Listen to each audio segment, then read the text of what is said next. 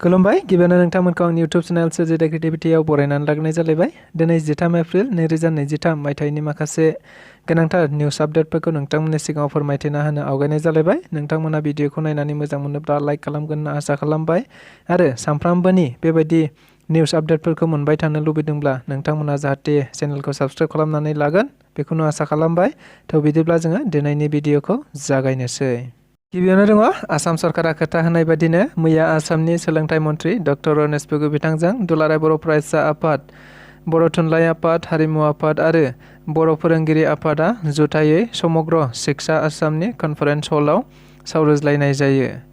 मिथिनाय बायदिब्ला सावरायनायाव गुबैयै आसाम सरकारा थाखो 6 आरो 7 आव सानखान्थि आरो बिगियान आयदाखौ इंराजि बिजों खालामनो नागिरनायखौ लानानैनो जायो। जायखौ लानानै दुलाराय बर' फरायसा आफादा मोनसे धर्ना हाबाफारिबो लानाय जादोंमोन।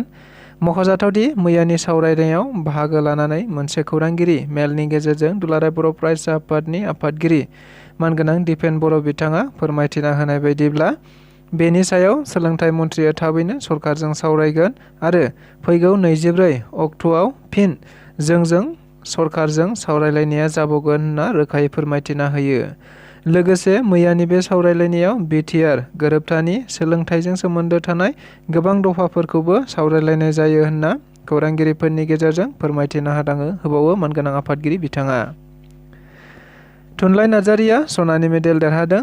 जोबोद गोजोनथाव खौरां। बर'नि फिसा थुनलाइ नार्जारिया कर्नाटक रायजोनि बेंगालुरुनि कान्टिराबा स्टेडियामाव जानाय वुमेन्स शट पुटआव सनानि मेडेल देरहानो हानानै आसामजों लोगोसे ओनसोलनि रायजो राजाफोरखौ थुलुंगाखांहोनो हायो आरो फैबाय थानाय इयुन जोलै गेलेगिरि लाइमोनफोरखौबो थुलुंगाखां होनो हादों होनना मिथिनो मोननाय जादों।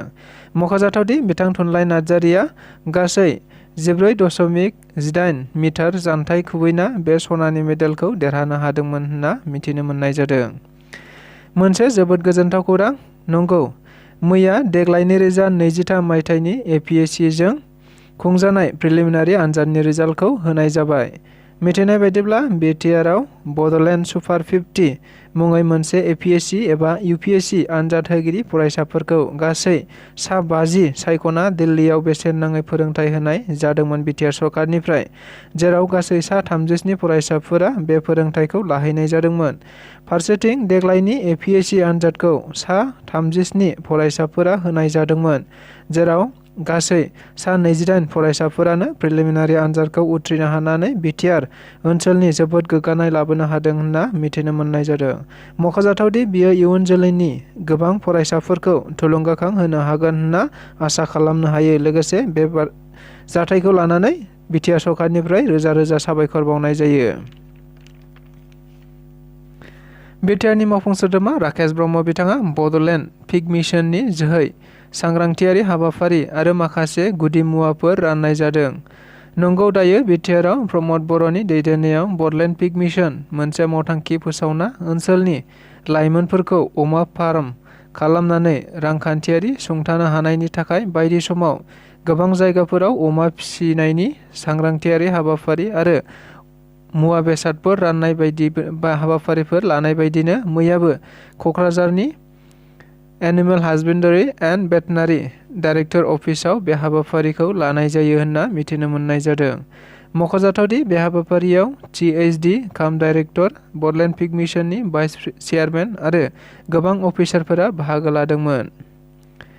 MLA एबा बिटिआरनि लेङाइ गाहाय मावफुं सोद्रोमा गबिन्द बसुमतारी बिथाङा माजबाटनि नाहेरुवा आरो एलाबारि BCDCनि सिङाव मोनसे गोदानै लुफुंनाय हारिमुआरि जौसांखौ बेखेवनाय जायो।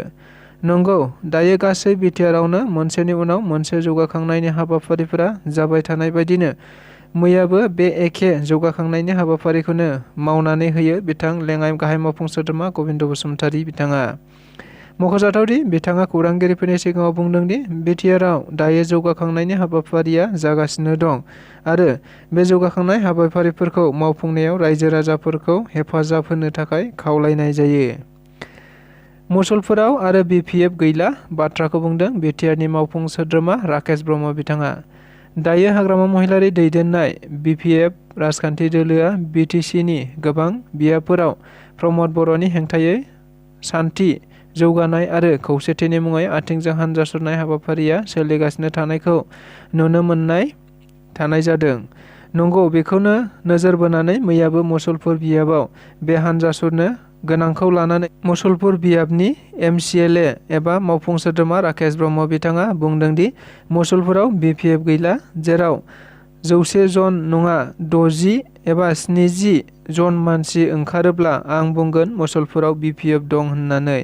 नाथाय थारैनो BPFनि बे रेलियाव सुबुंफोरा ओंखारगोन ना ओंखारमारा समासो फोरमायसिगोन। बिटिआरनि गाहाय थावनि क'क्राझार सोहोरनि साखाथियाव थानाय देग्लाय 2023 मायथाइयाव खुंजानो गोनां 10थि बावखुंग्रि फोरबोआ मैयानिफ्राय जागायनाय जाबाय, जेराव मैयानि जागायनायखौ दानि बिटिआरनि गाहाय मावफुं सोद्रोमा प्रमद बर' बिथाङा बावखुंग्रि फोरबोनि गाहाय हाबग्रा लांगोनाखौ बेखेवनानै होनायजों जागायनाय जायो। मिथिनाय बायदिब्ला बिटिआर सरकारनि बानजायनायाव बे फोरबोनि थांखिया जोंनि ओनसोलाव थानाय गोजौ थाखोनि हारिमु, दोरोङारि आरो दोरोङारि गेलेनायफोरखौ जौगाखांहोनाय। मख'जाथावदि मैयानि बेखेवनाय हाबाफारियाव बाहागो लादोंमोन मन्त्रि उथखावगोरा ब्रह्म, बिटिसिनि बुंथिगिरि खाथिराम बर', MLA लरेन्स इस्लारि आरो बिटिसिनि गोबां मावफुं सोद्रोमा बिथांमोनहा। बेजों लोगोसे दिनैनि रादाबा बेखिनियानो। गोजोन्थों।